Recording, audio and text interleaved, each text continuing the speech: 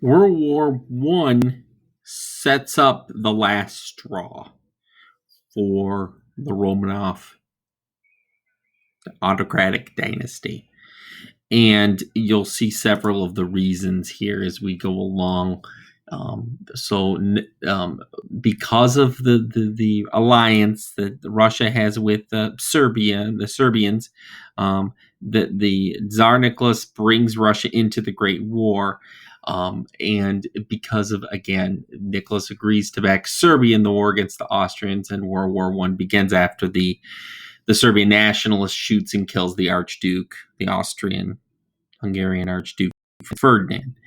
This war reveals just how inept and arrogant the country's aristocratic elite are, and most peasants had very little invested in the war, even though the Russian troops are not as strong as the nations of Germany and Austria. The war goes pretty badly for Russia. Citizens are becoming more and more upset and angry over these deaths because they have little invested.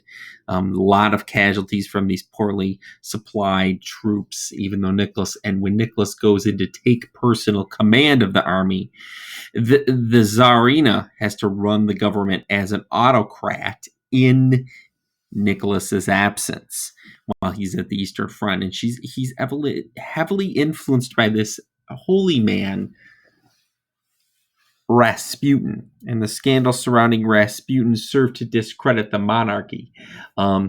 And the Tsarina is convinced that only Rasputin could save the life of her young son, Alexei, who has hemophilia. So, like members of the Tsarina's family, Alexei suffers from this life-threatening disease. And the rumors are spread that Rasputin was the Tsarina's lover, led by a cousin of Nicholas's young nobles. They become increasingly concerned about Rasputin's influence over the Tsarina and murder him.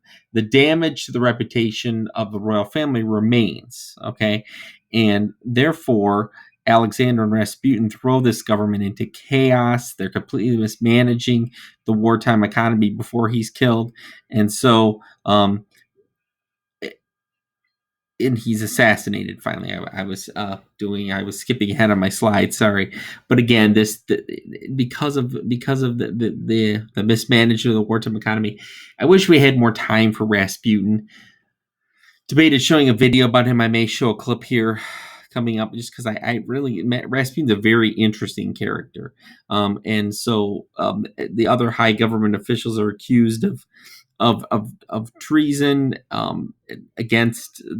for this mismanagement, and finally, again, a group assassinates him in 1916. That'll cover that for now. Let's get into the March Revolution on the next slide here.